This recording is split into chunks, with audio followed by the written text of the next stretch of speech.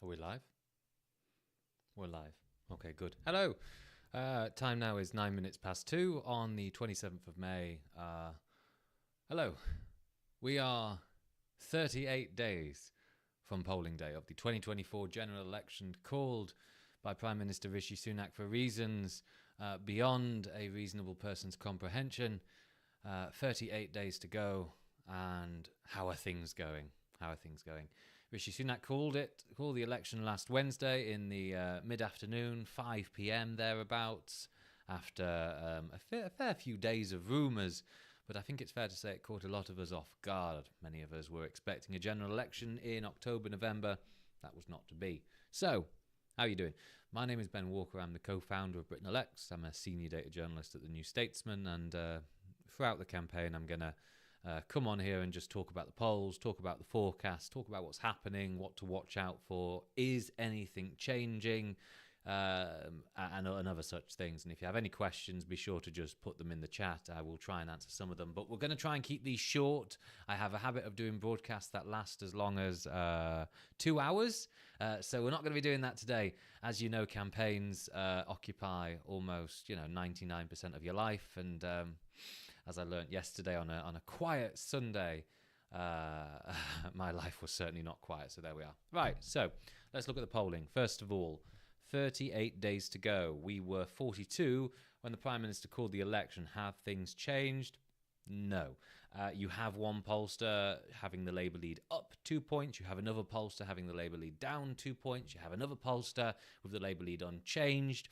When you look at the polling trackers that take into account all the polls, not just your favourite one, not just the one you buy mugs of, saying, I'll wait for insert pollster, the Labour lead, which stood at 21 points before, is still standing at 21 percentage points. Now, of course, don't get me wrong, we are only 4 days in, 5 days, 4 days in.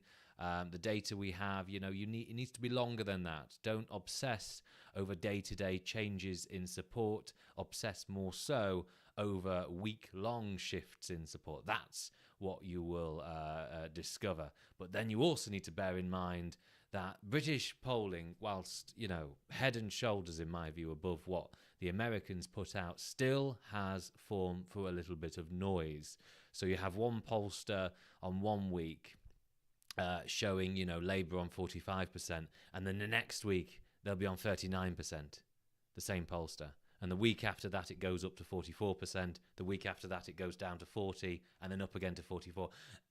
That is something you do need to keep an eye on, because if some pollsters that have fallen for excess noise, we're not going to name them, I'm not in the business of doing that, but they do exist, and you need to be aware of them. So generally speaking, follow people like me, I suppose. Follow Britain Elects.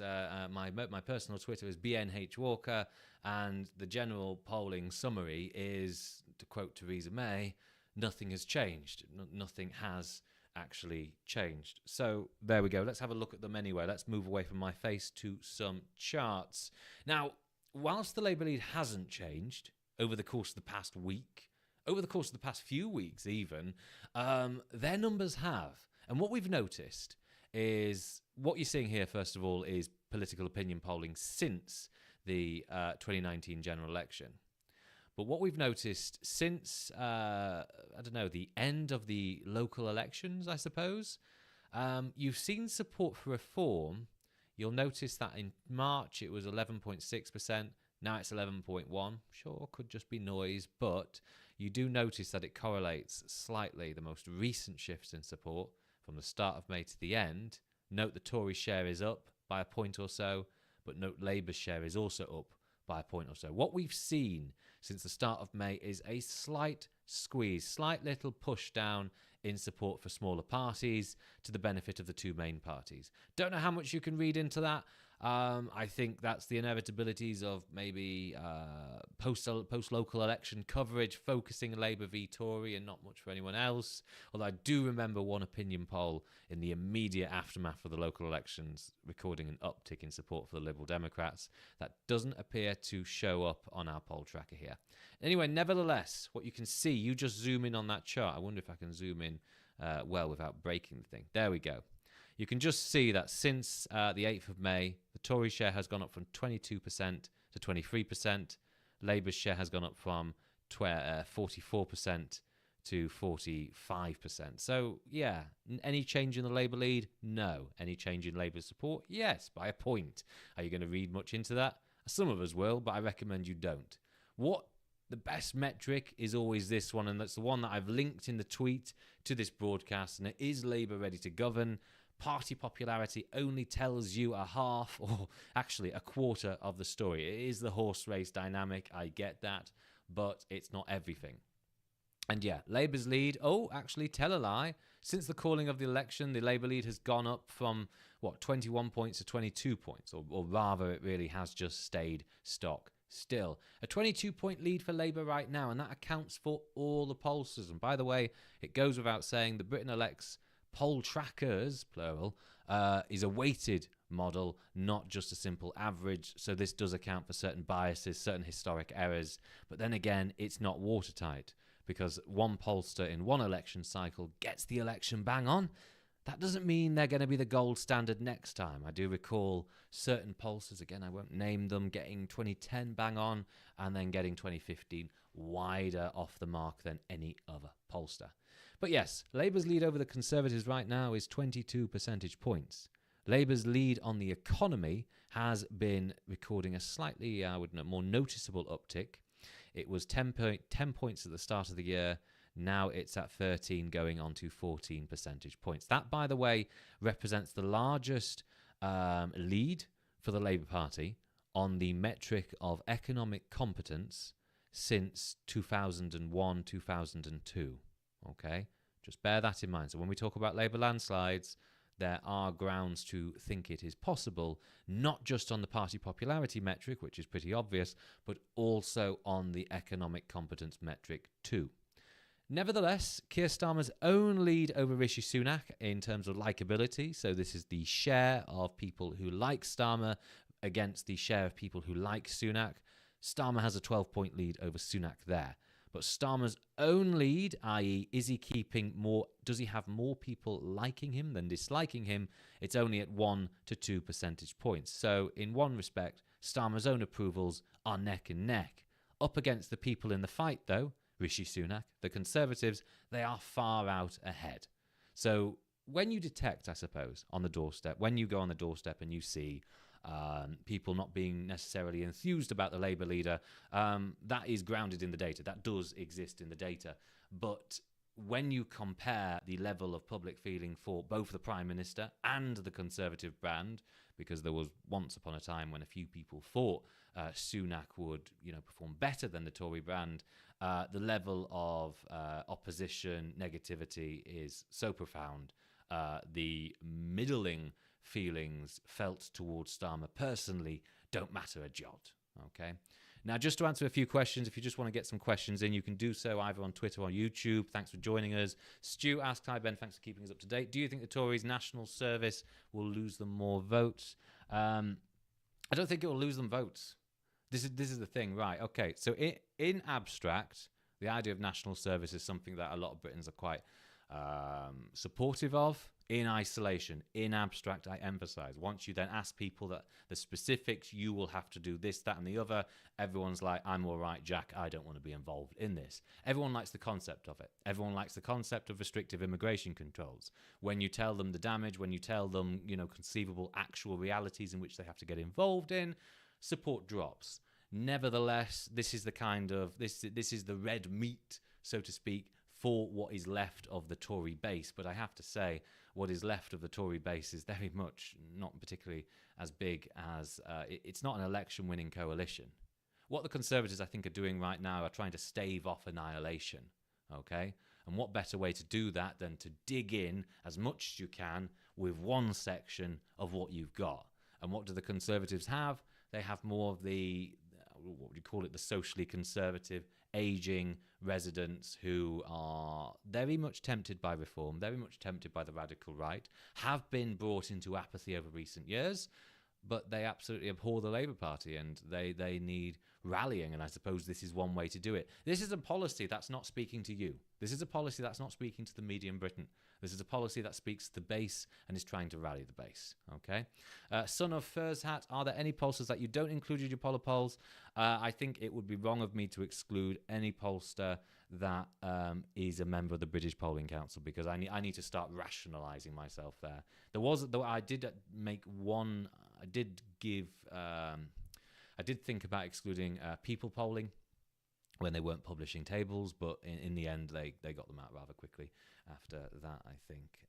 But how does your average deal with opinion who do something special for specific demographics? Well, it deals... How does it deal with it? Well, I suppose so. It bases it less so on what they do with undecided voters, which by you mean specific demographics. It just bases it on how it performed historically. And opinion, by the way, performed very well both in the 2019 election and also the 2016 referendum. So there isn't much modification done to their model, so to speak. It's just that when you compare it to other accurate models, which are also showing 20-point Labour leads, it does get cancelled out, so to speak. It gets consumed by the noise. Science Monkey asks, how reliable is reform polling when it comes to first past the post system? Hard. It's quite hard, and we're going to get onto that in a minute. We have a little inkling as to where reform support is. By the way, it's not one-to-one where UKIP's were. Now, you can make the argument, all of UKIP's voters are dead, but it's the type of people. They're still there, okay? And so what I'm learning, when you look at the local election results where Reform performed well and where UKIP performed well 10 years ago, it's not one-to-one the same. And I really want to work out why. It has. I factored bits of that in when you look at the PCC elections. The correlation is a little stronger. So UKIP had great strength in Boston and Skegness or Skeg Vegas, a lot of the Lincolnshire coast, a lot of East Anglia, a lot of places like Grimsby, the old Yorkshire coalfields as well. It still is there for reform. It just doesn't seem, where UKIP had strength elsewhere, doesn't seem as great elsewhere. It doesn't seem as great elsewhere for reform. It's interesting that. But what is the story in uni seats like Sheffield, Hallam and Bristol Central? Home, the students would be at home, not on campus. I get the impression that we may be overstating it, because what proportion of students actually go out and vote? What proportion of campus students actually go out and vote? I don't actually have the figures to hand, to be honest with you, but I'll be honest, I think we're overstating the effects it's going to have. What proportion of the electorate of Sheffield, Hallam are campus residents? When it comes to council by-elections, as we know, in a Lancaster by-election in one of the university wards, the low university turnout did contribute to the changing of the result. But overall, Sheffield, Hallam, while containing a sizable student population, let's not forget, is it so politically different to the rest of the seat that it's going to change the dynamic between Labour and the Liberal Democrats? Is it? Not sure. Right, I'm going to finish up with the questions. We're going to move on to the model now. So just to remind you, Labour's lead right now is at 22 percentage points. That is barely different on where we were a week ago. But, of course, we're not even one full week in. Maybe things will change in a few days. Labour's lead on the economy is at 14 points. That is strong. That is as strong as where Labour was in 2001, 2002, just after they'd won another stonking landslide at the polls. Starmer's own lead over the Prime Minister in terms of likeability is at 12 percentage points, and Starmer's own lead into the proportion of Brits who like him versus the proportion who don't is at 2 points. Although bear in mind, between 1 in 5 and 1 in 4 of us still do not have a strong or existent opinion on what could be perhaps the next Prime Minister already. So there's still, I suppose, many minds to make up. Now let's move to the forecast. What are we seeing here? So first of all, just to remind you the overall numbers, if we just zoom up there. No, not there. This is the forecast as of the 25th of May. How would seats split? 417 for Labour. That is up 217 on 2019. Many commentators at the time, including probably myself, talked about the fact Labour needed at least a decade to recover, but it seems as though they're going to go from one of their worst defeats in history to one of their best victories in history. Not their best, I think, by any stretch in terms of popular vote, but in terms of parliamentary seats, this is up there. I don't actually know the exact figures, but I really think this might be the best ever. The Conservatives are going to probably fall from 360, 370. I can't remember the actual number. They're going to fall to 124 seats in the House of Commons. That is down 248. This, by the way, would represent the worst defeat for the Conservative Party, for the Tory party in its history. Reform would poll between 11 and 12% of the vote, but would come away with 0 MPs. This is interesting because 11.5% is not far from where UKIP were with their 12.6% in 2015, but it doesn't exactly feel like that, does it? I would look at that figure and I would just say, I don't think it's going to end up like that once all the votes have been counted. The Liberal Democrats will be a big beneficiary of this Tory collapse. You'll see a lot of seats they don't expect to win fall into their hands. I've had a lot of Lib Dem organisers get in touch with me saying my model is bollocks because they don't expect to win their seat. And then we've also had some other Lib Dems get in touch with me to say, actually, you're the first to have noticed that we might win this. And so, yeah. Nevertheless, 64 seats for the Lib Dems in total. That would represent one of their best results this century.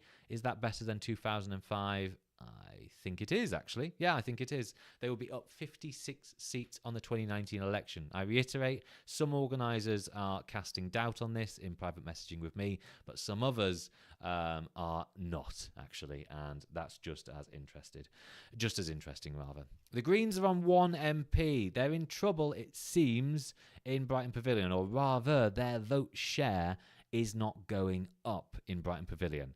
It does, however, appear to be going up in Bristol Central, where they may be in contention for the seat against the Labour incumbent Thangam Debonair. So it's not unreasonable to think that, though the model doesn't show it now, the Greens could lose Brighton Pavilion while gaining Bristol Central. And there may be something to say about their performance in Waveney Valley and other seats. The SNP are expected to fall at least 26 members of parliament, down to 22. Scotland is likely to be a very different country to what it was 4 or 5 years ago, let alone 9 years ago as well. Plaid Cymru are expected to just pick up another seat, up 1 to 3. Remember, this is the notional boundaries, so Wales and Scotland lose seats. As a consequence, they were overrepresented in the House of Commons because they didn't have devolution. Now they do. The government's decided to cut them down to size, and by that I mean a proportionate, quite fair, I suppose, size. So let's have a look at the actual results overall, and you just look at the election map. Let's start with England and Wales, and my God, what a different country this is going to be if the result is borne out. You have almost the whole of the so-called Red Wall returning to Labour, coming back to Labour, but I note not all of it. You have one seat here, which is, what's it called? Brigg and Immingham. Look at that there. Still a tough fight, tough ask for Labour there.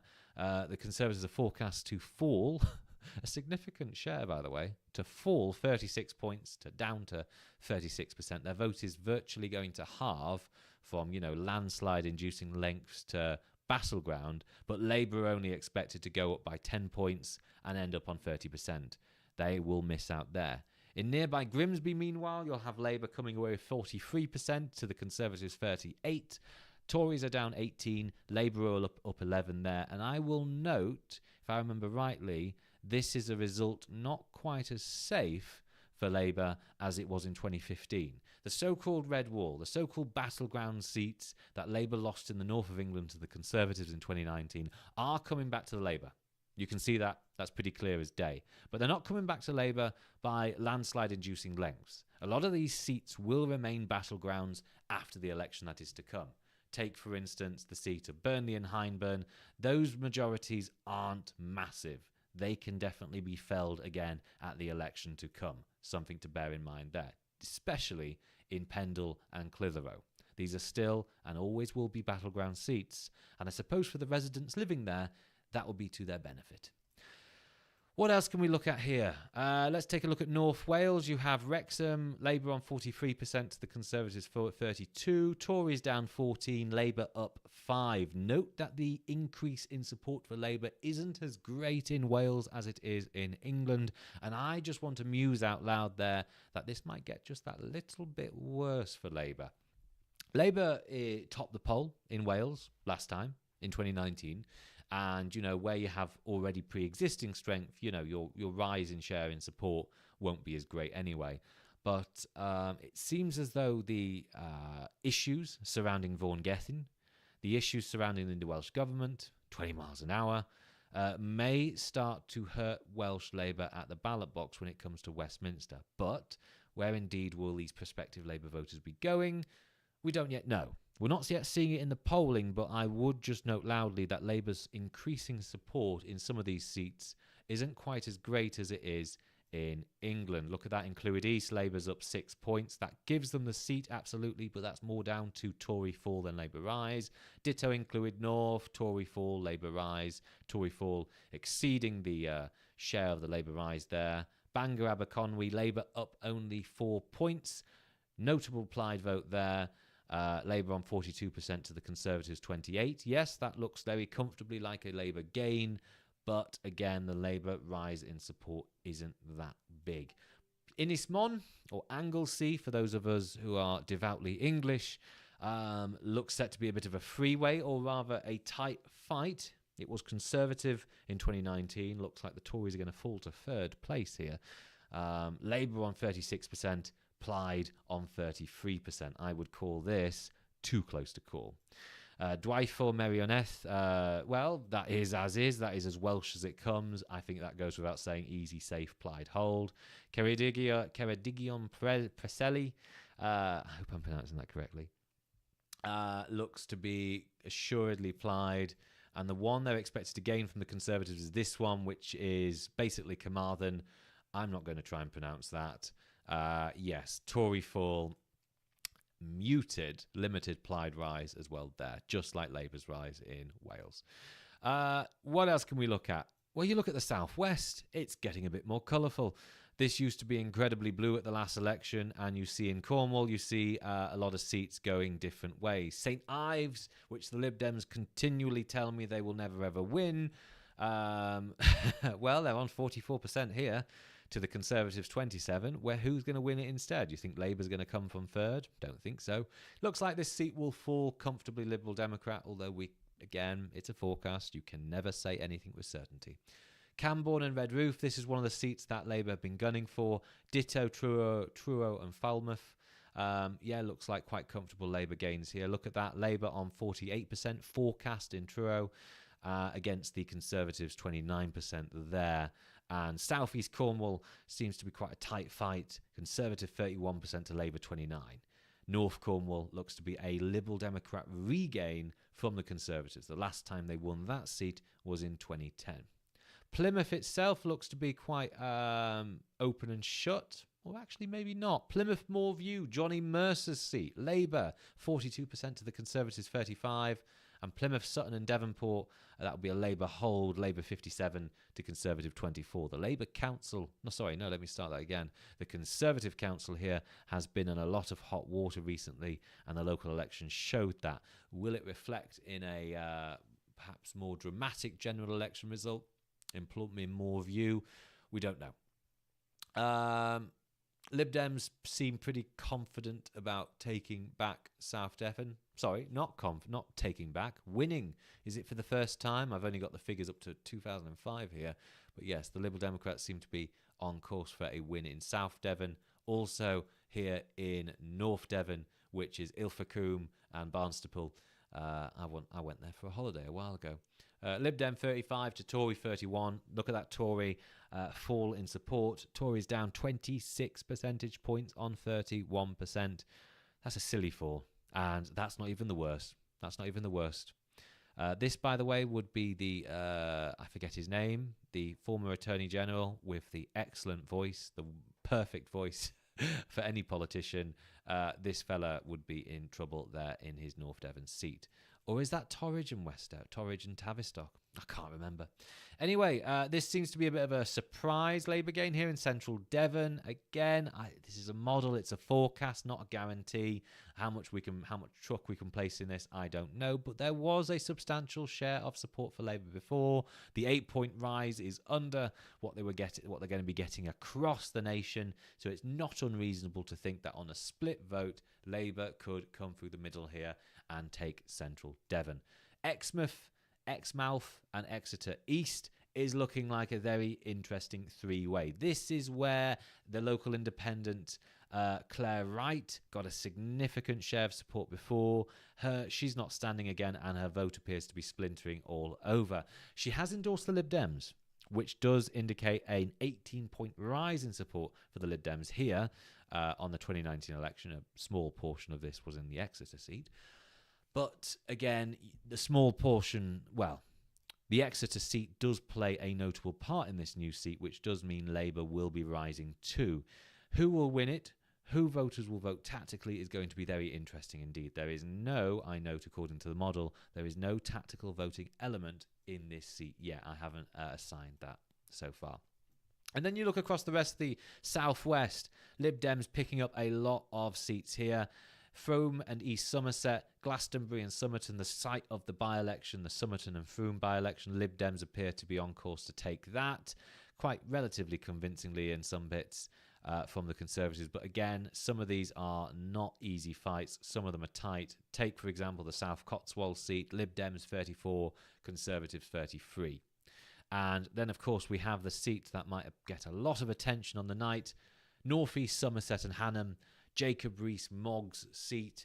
Here we have a Labour gain, Conservatives down 17 points on 37%, Labour up 15 points on 41%.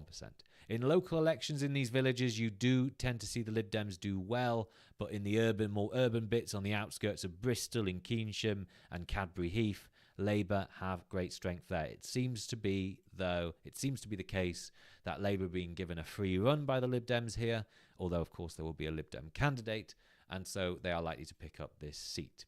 Here's the one that the Greens should get excited by. Bristol Central. Significant Labour majority for the incumbent Labour candidate Thangam Debonair in 2019. They are forecast, once you factor for the local election results and the fluidity of the vote, the proportion of the Labour vote here isn't that strong. You do see the Labour vote falling 12 points here and the Greens up 4 points on 30% to Labour's 47%. This is a model forecast which uses national and regional polling and tries to weight that against local election results that we know that, break with the mean, break with the expected, as well as what proportion of the Labour base is willing to stick with them, has stuck with them, and will continue to do so. For anyone who wants to know the methodology, you can find it at the bottom of the Britain Predicts page. Just give Google a go, Britain Predicts, and you'll find it on sotn.newstatesman.com. But Bristol Central is the one in which the Greens are gunning for. That does appear to show up slightly in the Britain Predicts model. The Greens are up 4 points here, Labour are down 12 points here, but that still would give Labour a 17-point lead. How much faith am I going to put in the fact that the local election results have any bearing on the general? Well, we were weighting it somehow. It features a little bit, but not entirely. And if it featured in totality, if you only use the local election results here, then the Greens would walk this. The Greens will probably come away with 50% to Labour's 40%. But we know local elections are not general elections. So we can't really say with certainty what's going on here. All we know is the Greens are gunning for it. And we'll just move to the other seat of Green contention, which is Brighton Pavilion. Here you have the Green vote only down 2 points, Labour's up 3 points. This is, of course, against a national backdrop of the Green vote being up almost double on where it was in 2019. These are two unknowns here. Models can only tell you so much, especially in the seat of Islington North. This is forecast as a Labour hold, with 66% Labour up 2 points. But I'm minded to say, don't look at this.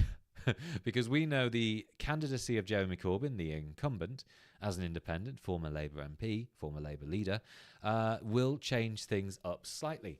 And I did a piece on this last week, And, it's not unreasonable once you look at former MPs, once you go through the history of former MPs standing for Parliament, that Corbyn could come away with between 14 and 45% of the vote. On average, he will come away with 30-something. Will all of that come from Labour? No, because you have a race redefined as a two-horse race between the incumbent Labour Party and the former Labour Party. And so Lib Dem, Green and Tory voters will move accordingly. We don't know. We can't say with certainty what will happen in Islington North. All I can tell you is this. History suggests Corbyn will come away with 30-something%, which, if that eats directly into the Labour vote, probably may make it his. If he takes up 10 points from the Greens, he probably got it, but we don't yet know. The indication, it seems, is that Labour are going to go for it, but will they put in enough resources? Are they going to write it off? Don't know. Across Hertfordshire, politics is getting just that little bit more interesting and colourful. St Albans is going to be a Lib Dem hold, but then again you have Stevenage, the former battlegrounds of the Blair years. This is looking like a convincing Labour gain, 46% to Conservative 33%. Welwyn Hatfield, what's his name? Grant Shapps is very much in trouble here. This is 43% Labour, 33% Conservative. Milton Keynes looks to be like a double whammy Labour gain. Milton Keynes Central, Labour up 10 points there, Tories down 18. Milton Keynes North, Tories down 20, Labour up 10. And maybe, cheeky punt here, Buckingham and Bletchley. This is quite tight. This is much tighter. Here you have Labour on 39 to the Tories 33. I think that appears to be a lot of the vote here in Bletchley proper and Fenny Stratford, overweighting what's happening in Buckingham and Winslow, which I think has a bit more Lib Dem strength, although I'm not sure. I've had a lot of people tell me Aylesbury is one that Labour might be gunning for and that giving it to the Lib Dems is not the right thing to do here, but show me the evidence. It needs to be shown in the data. If there's no data for it, then I'm not going to factor for it. It's as simple as that. South Cambridgeshire appears to be turning to the Lib Dems here. You've got St Neots and Mid Cambridgeshire, slight Lib Dem gain, Tories down 20, Lib Dems up 9, South Cambridgeshire proper, Lib Dems up 7, Tories down 17, Ely and East Cambridgeshire, Lib Dems up 8, Tories down 21, and in Cambridge, Labour up 1 point, but the Lib Dems were up 4. Doesn't appear as though Labour are in trouble here. Labour don't appear to be in trouble in Cambridge yet, but I'm looking at that race now and I'm thinking, yeah, that looks like a Lib Dem target in 2029. Peterborough, Tories down 18, Labour up 9. Lincoln, Labour up 10, Tories down 19. Where else can we look at? Newark, the site of the prospective potential leadership candidate, Robert Jenrick, who came in on a by-election in 2014. This is a tight fight, 34% to 33%. If we expect the polls to narrow, this probably won't be a Labour gain, but who knows? Another one, or a potentially slightly high-profile Conservative figure, is Brandon Lewis in Great Yarmouth. This is a Labour gain, 33%. Labour to the Conservatives 32. Will it bear out like that in the end? We don't know. The polls have yet to change. They haven't changed so far, but they could. They absolutely could. Great deal of the Midlands and the North turning to Labour. Mansfield, significant Tory majority here in the past. It still appears to just be a Conservative hold there. And another one, Boston and Skegness.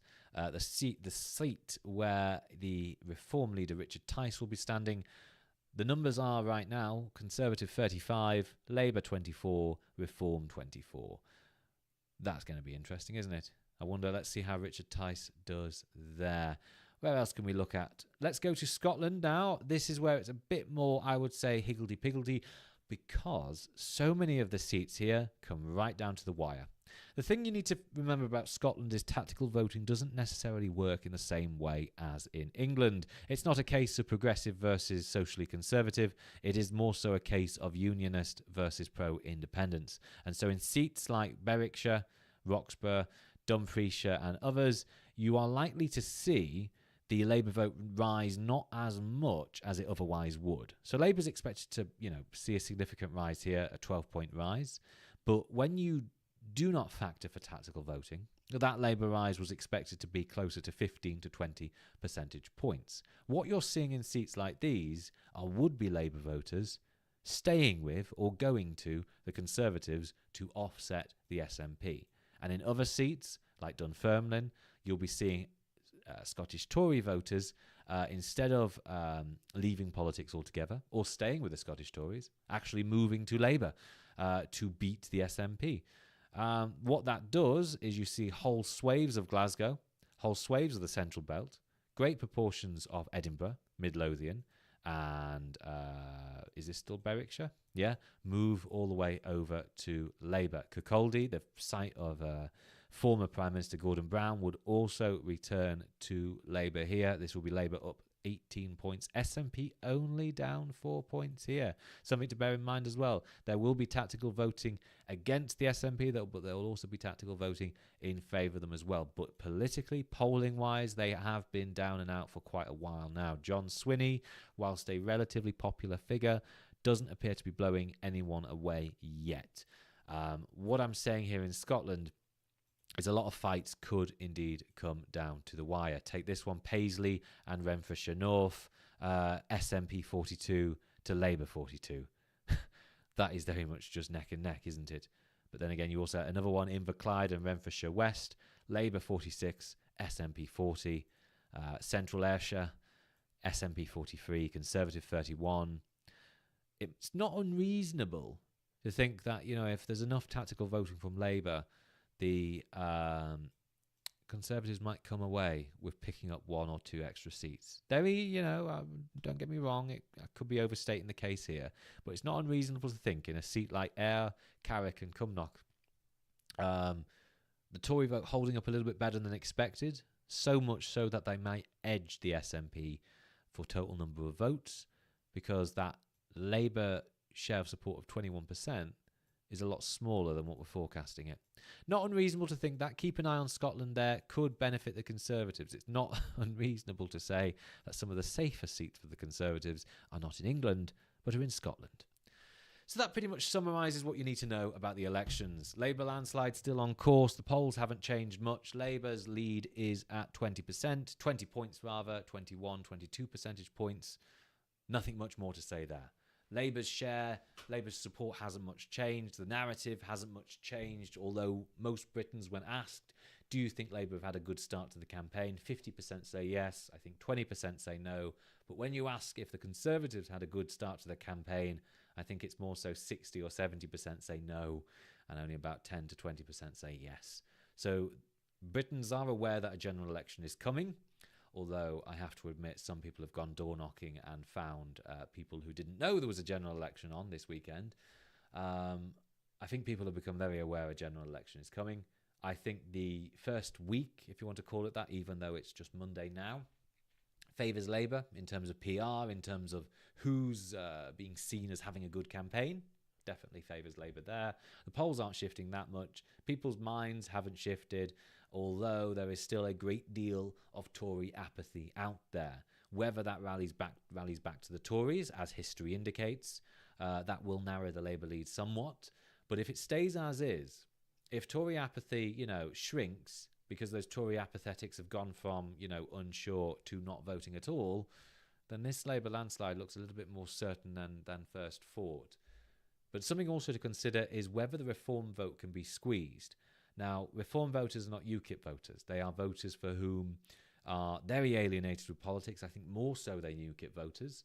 They absolutely dislike the current Conservative Party. They don't like Rishi Sunak, but they abhor the so-called Ramona Sir Keir Starmer. They abhor the anti-Brexit Labour Party. And so, I wonder to what extent can messages of squeeze really push any Reform voters back to the Conservative fold. And I do say back, because a lot of them did back Boris Johnson's Conservatives in 2019. That will also narrow the polls. I know Welsh Labour candidates are very worried about messaging like that. Whether or not that will bear out is yet to be seen. But the unknowns are this. whether the reform vote can be squeezed to the Tory party's benefit, whether Tory apathetics will stay at home, and whether the Labour Party will mess up the campaign. Those are the three unknowns. Reforms vote, the Tory apathetics, Labour keeping it calm. That's pretty much it. We are 38 days from the general election results, 38 days from polling day. Labour's lead is at 20 percentage points. Labour's lead on the economy is at 13 points. Labour is currently forecast to get in excess of 400 seats. The Conservatives, in a great many of the 100 and something seats they're currently forecast to get, aren't far away from almost being wiped out. A lot of the seats they are holding now, forecast to hold, are with majorities of 5 points or less. If you get rid of all of those seats, if we'll just go back to the chart here, if you get rid of the Tory seats they're currently forecast to hold now, with majorities of less than 5 points, you end up with the Tories on 60 seats. Now, 1993 in Canada is a bit of a dramatic situation, bit of a dramatic result there, to put it lightly, but, mathematically, it's not unrealistic. It's not unrealistic.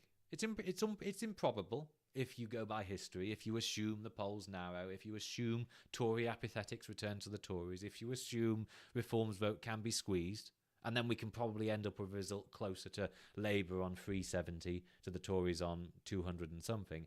But it's not unreasonable to think it could go the complete opposite way as well. So yeah, there's your unknowns. That concludes the stream for today. It's 14:50.